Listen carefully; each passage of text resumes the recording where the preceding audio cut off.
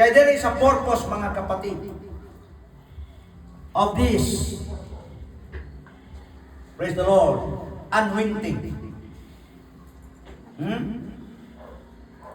These things have I spoken unto you, being yet present with you. But the Comforter, which is the Holy Ghost, whom the Father will send in my name, He will teach you all things. Amen? He will teach you all things. Gagabay siya. Praise God. Pangungunahan po niya tayo. Pangungunahan niya ang ating isip. Paano siya uuna, mga kapatid? Hallelujah. Hahawiin lang niya yung dark side. Dahil kung uunahan niya tayo sa level ng kanyang karunungan, hindi tayo mabibigla. Baka mapunit ang ating utak. Ha? Sabi ng nagawa ng aking mapre doon sa, sabi niya, tayo wala tayong vending machine. Praise the Lord. Sabi ko, bakit nabin pa rin nila yung nambutso ko? Sabi niya, kita mo tayo, may mga kulubot. Dahil, siguro baka isinuksok lang yan sa matigas na tapos talagang pinilit baluktutin, talagang may kulubot. Pero doon sa kulubot, mayroong nagtatago punit. Hindi kaya ang pressure, mga kapatid. Kung bibiglain tayo na pangungunahan ng Ama, katulad sa level ng kanyang karunungan, hindi tayo obra, mga kapatid. Magdurugo tayo. Mayroon sila sinabi yung nosebleed, yung praise God. So, ang gagawin ng Ama? Ha? Hawiin niya yung dark side. Pag hinawi niya yung dark side, ikaw na yun. Unti-unti, ikaw na yun. Nakakita. By your own. With the help of Him. Amen? Hallelujah! Kaya dapat po tayo, mga kapatid, mayroon po tayong naririnig. Mayroon po tayong sinusundan. At ang ating narinig sinusundan, hindi po madilim. Amen? Dahil kung madilim ang iyong sinusundan, kaisa ikaw doon sa sinasabi na Matthew chapter 6. Almost everybody said they have that light. But not knowing the light that they meant is darkness. Sabi ng Biblia, oh, how great is your darkness. Amen? We must follow, hallelujah, the anointing of God. Yes, I do believe in the anointing.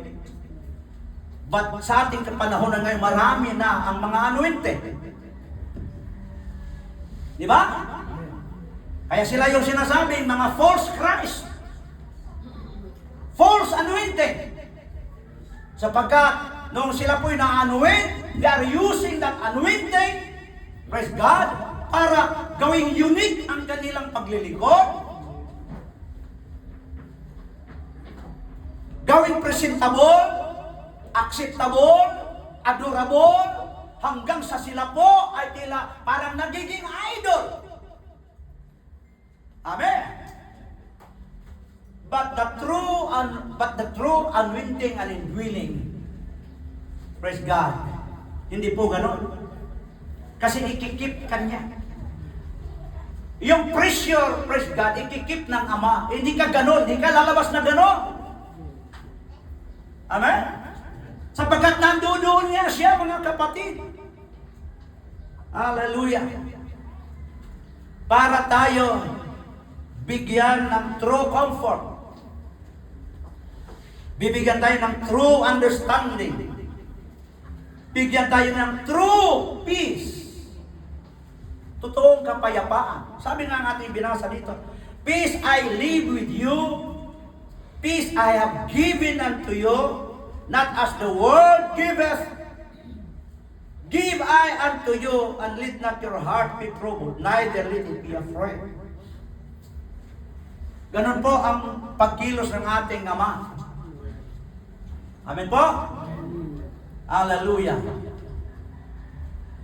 Pero kahit ganun, na itinuturo tayo sa kahalagahan o pag-aantabay, praise God, sa presence po ng Panginoong Diyos.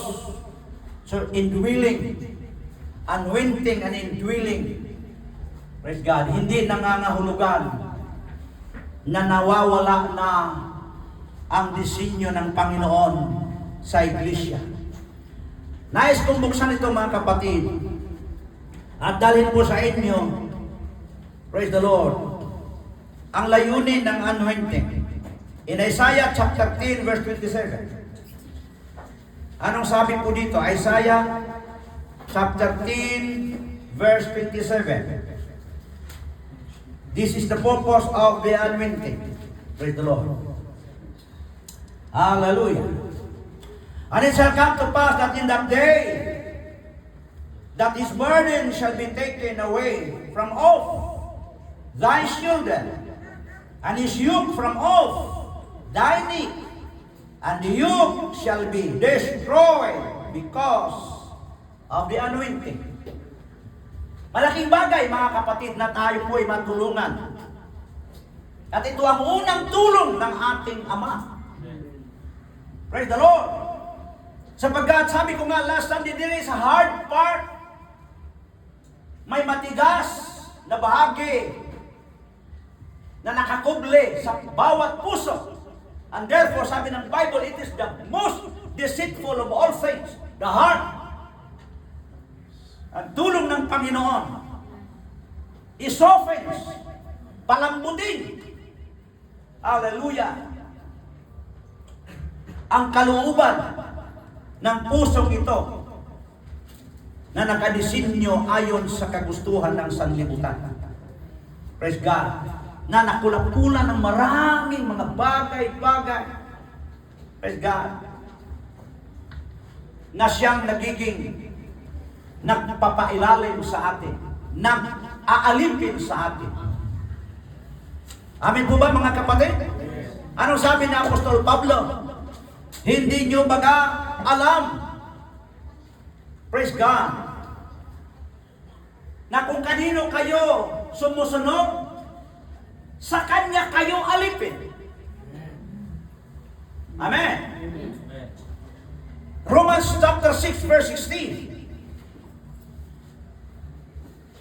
Marahil siya po ay nilayuan nyo na sa loob ng isang buwan, isang taon, 3 taon, 5 taon.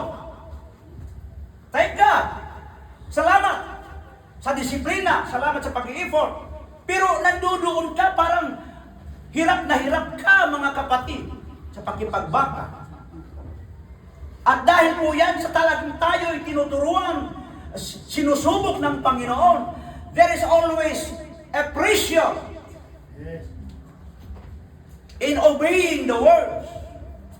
Basta tayo ay mag-akma na susunod tayo sa kanyang kalooban, doon ramdam natin yung pressure. Hallelujah. Pero sa oras na ikaw ay bumigay, kahit isang bisis ka lang bumigay, ano sabi ko dito?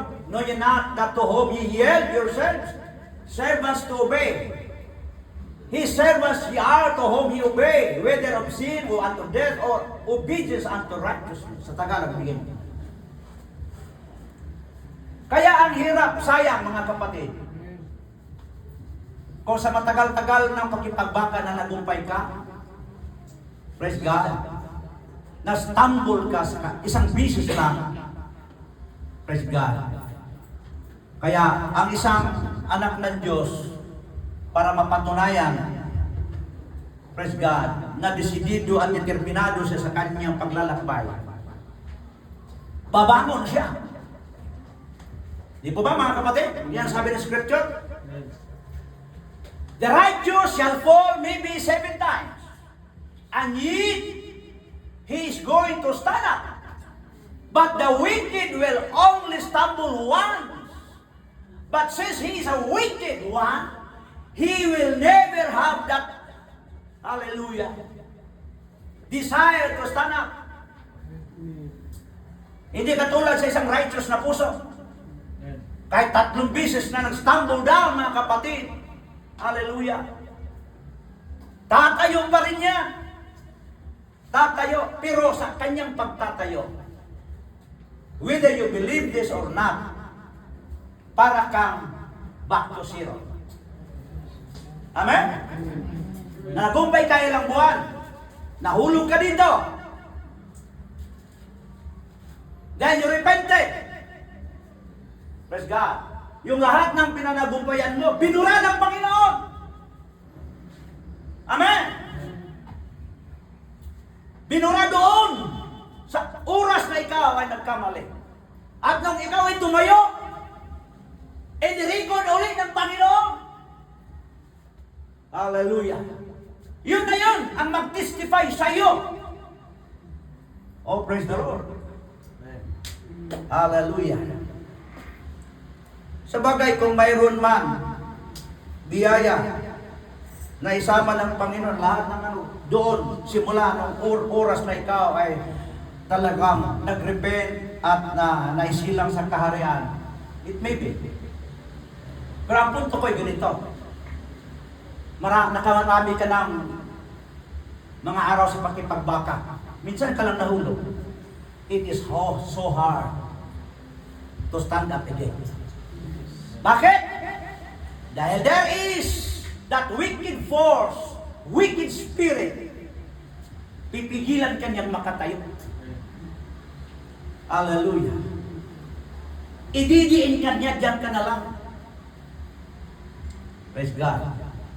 Pero kung talagang tayo po'y determinado, so many ating nakita, mga kapatid. They're great men. Kahit sa Bible ka, babalik. Praise the Lord. Dumana sila sa panahong umiyak sila sa Panginoon. Hallelujah. Dahil sila po ay nahulog. But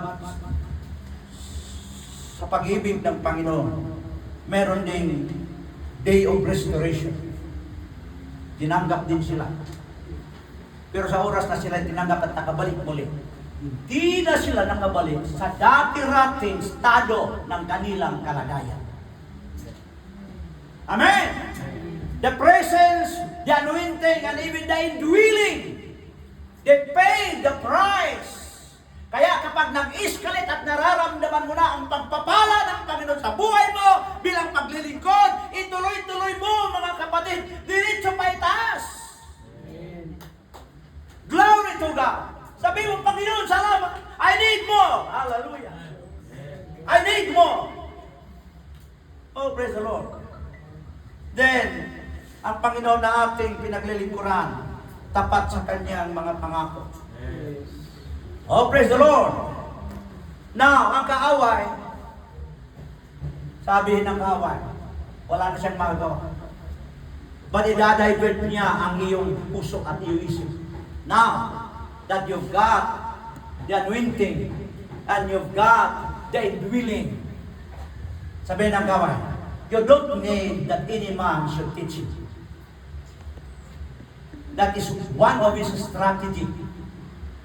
Huwag ka nang makinig kan kanino. Nandiyan na sa iyong anointing. Nandiyan na sa iyong indwelling. Huwag ka nang makinig. Marunong ka na. Lahat nasa iyo na. Lahat sa iyo. Nakarinig na ba kayo ng taong ganun, mga kapatid? I have heard that principle so many times.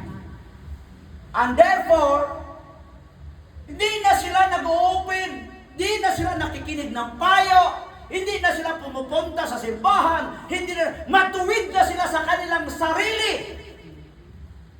Pero ang tanong, saan sila ngayon? Hallelujah. Kinulong ulit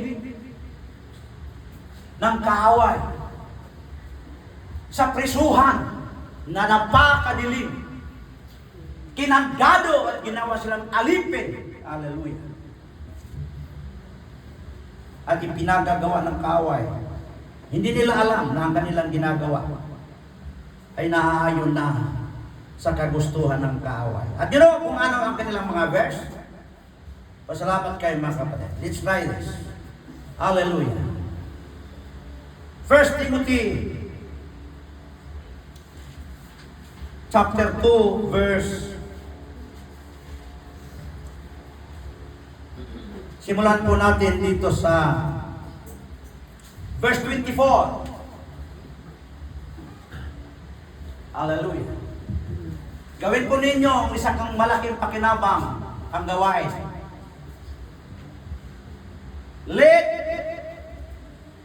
that therefore abide in you, which ye have heard from the beginning. Isa-isahin natin mga kapatid. Tapusin natin muna ang verse. If that which ye have heard from the beginning shall remain in you, ye also shall continue in the Son and in the Father. Malinaw po mga kapatid?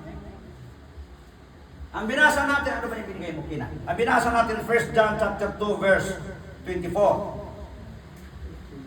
1 John chapter 2 verse 24. Let that therefore abide in you which ye have heard from the beginning. What is that? Which ye have heard from the beginning. I will tell you mga kapatid, para tayo magagabayan. Revelation chapter 2 verse 17. Hallelujah. 2 verse 17.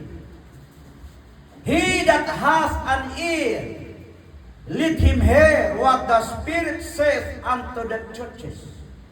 To him that overcometh will I give to eat of the hidden manna, and will give him a white stone, and in the stone a new name written with no man knoweth, saving ye that receiveth. Ano daw? He that hath an ear, let him hear what the Spirit saith unto the churches. So malinaw na ang sinutukoy po ni Juan po rito, let that therefore abide in you, which you have heard from the beginning. It is the Spirit of God. Amen po? Which is actually in our day, in the day of the church ages, sabi po ni Juan, doon sa Revelation chapter 2. Hear that what that Spirit saith unto the churches. So therefore, if this what we have heard referring to the Spirit from the beginning, tama lamang na sinasabi po dito ni Juan, if that which ye have heard from the beginning, which is the Spirit, shall remain in you. Did you hear mga kapatid? Hindi po maaaring kalagkarin mo sa iba at kung saan-saan, but the same Spirit that you have heard from the beginning, at the same Spirit that abide in you, hallelujah, shall remain in you. At that time, ye also have continued in the Son and in the Father.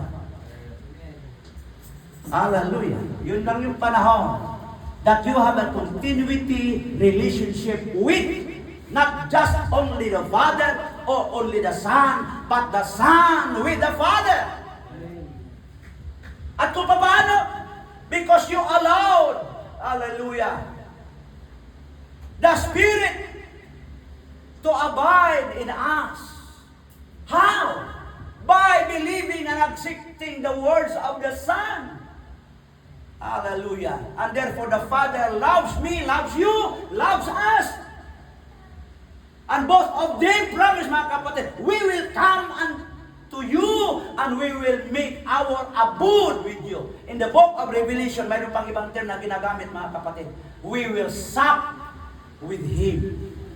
Kami po ay makikipagsalo sa Kanya. Amen po. Hallelujah. Ating basahin mga kapatid. kung makikipagsalo nga sa Kanya. Anong sabi po, Revelation chapter 3, verse 20? Hallelujah. Behold, I stand at the door and knock, and if any man hear my voice and open the door, I will come into him and will sup with him and be with him. Di ba po napakaganda mga kapatid? No? Wala na pong uhaw. Wala na pong gutom sa mga anak ng Diyos. Amen! Pero kung paano hindi kanya ginutom at inuhaw mga kapatid, hallelujah, He has this medium in these last days. Balik po tayo doon sa sulat. And this is the promise, verse 25. 1 John chapter 2, verse 25. And this is the promise that He has promised us, even eternal life. Bumalik po siya sa pinaka-base, pinaka-ground ng pangako. No other than eternal life. Amen po mga kapatid. And these things, verse 26. These things have I written unto you concerning them that seduce you. Kasi mayroon pong mga nanggugulo. Mayroon pong mga, hallelujah, mandaraya mga kapatid, na pilit dinadaya ang mga anak ng Diyos. At kung paano ang kanyang introduction sa pangdaya mga kapatid, sasabihin nila, the anointing, gagamitin po nila. Kasi sabi sulat ni Juan, but the anointing which ye have received of Him abideth in you, and ye need not that any man teach you. But as the same anointing teach you of all things, and is truth, and is no lie, and even as He hath taught you, ye shall abide in Him. Sabi nila, doon ka na lang, dyan ka na lang, manalig ka na lang sa anointing. Manalig ka na lang, nasa iyo na. Hallelujah. Ang verse nagpapakita sa dalawa. The anointing. Ulitin niyo sa pagbasa. But the anointing which ye have received of Him abideth in you. That's another thing. When the anointing proceed that He can abide in the hearts of the believers, it is already called indwelling. The anointing per se, yung anointing lang, yan yung na-receive ng mga prophets sa Old Testament. Pag dumarating si anointing, iniiwan yung kalabaw o baka doon sa at doon nangangaral sa labas. Pero pag nawala na ang anointing, bumabalik sa pag-araro. Amen po? Kasi tapos na po ang purpose. Kung mayroong nais ang Panginoon na salitain o mensahe para sa bayan ng Diyos at i-reveal na sa kanyang propeta, the prophet will stop.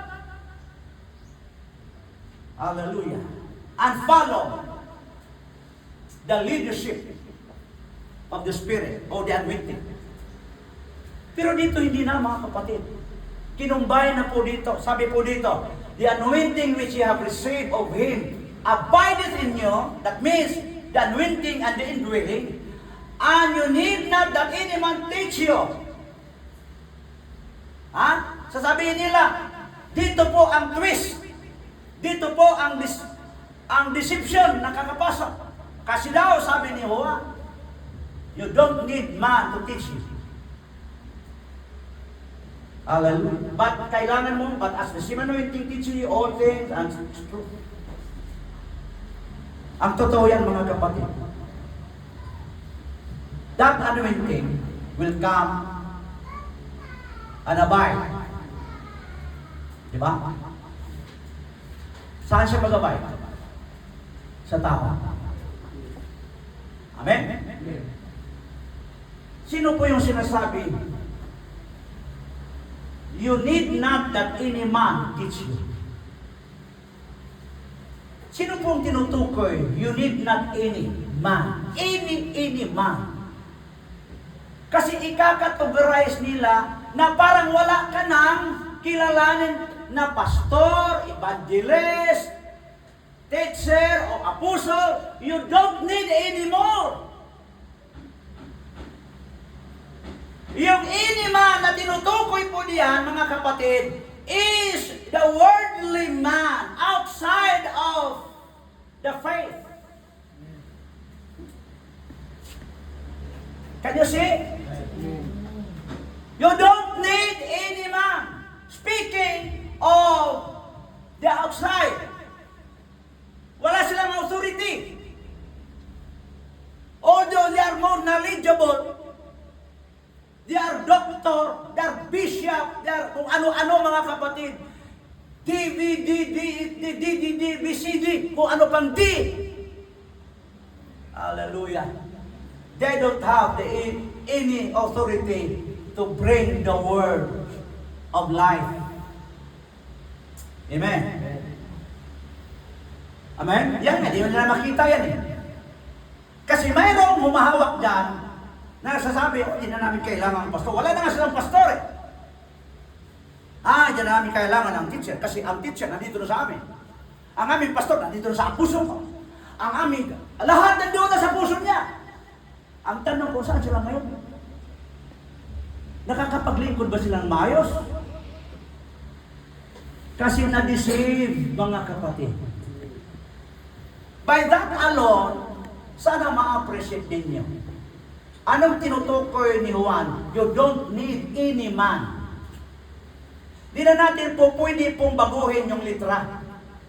But that word any man speaks or it refers to the unbelieving world. Di ba? Yung mga hindi, mga totoong mga mananampalataya kasi kahit sa labas, sasabihin naman nila, believer din sila. But only with the absence of anointing and indwelling. Hallelujah. Pero believers din sila, tao din sila. Hallelujah. Ang tanong ko naman, ganito. If God really gives the anointing and the indwelling, do you think it has no purpose? Huh? Do you think in the mind of God, sabi ng Panginoon, fulfilled ka na, tapos ka na, dyan ka na lang? Wala nang purpose? Wala nang ministry? Wala nang fellowshipping? Wala nang giving? Wala nang prayer? Wala nang holiness? Wala, lahat ikaw na? Yan ba yung purpose ng willing? Oh, mga kapatid, baka nadaya lang, hallelujah. Huwag tayong magpadaya sa mga huling araw na ito sapagkat napalibutan tayo ng maraming mga confused na mga leaders. Hallelujah. Na hindi makakita what is a carnal and spiritual. The purpose of the anointing and the indwelling is to make you a spiritual man. And if you are a spiritual man, tama ang scripture, you don't need any man. You don't need any man to teach you. Carnal man magtuturo sa mga spiritual man? No way. No way. Kaya in-establish lang din natin ang daan ng fivefold ministry. There's really a good foundation for the fivefold ministry. Hallelujah. Kaya ako'y nalulungkot lang, mga kapatid. Hindi ko naman maiano sa lahat-lahat sa bawat ng mga pagkakataon. But it is already there in our hearts. Waiting for the right timing, mga kapatid. Sana nandito yung isa. Nag-text sa akin, Pastor Boy, nandyan ako sa itong ano. Hindi ko sinagot. After 3 hours, nag-text ulit. Ay, Pastor, masamang aking pakiramdam. Hindi pala ako makatuloy. Mabuti hindi ka tumuloy dahil kung tumuloy ka, tuloy din itong mensahe. Para ito sa iya. Amen. Hallelujah. I'm waiting for the right timing. And the Lord, hallelujah, give it. Bakit to us, but not to the world? Hindi dapat nila marinig. Kasi kahit naman marinig nila, baka sipain lang at i-reject lang. Di ba? Hallelujah. Oh, praise the Lord. Nakita niyo mga kapatid? Ha? Ulit-ulitin niyo sa pagbasa. The anointing which you have received of Him. Ha? Anointing. And then, that anointing proceed to more deeper more, until it abides in your body. And it becomes an indwelling. At kung nandoon na siya mga kapatid, that's why you can hear in these last days, anointed preaching. Not just an emotion, driven by emotion, but it is anointed because you can see the light of the world. Hallelujah. Amen. Marami nang busy, may mga tao na sabi, Pastor Boy, tatayo talaga yan. Makakatayo na kayo sa kanya. Iba yan. Naririnig ko lang.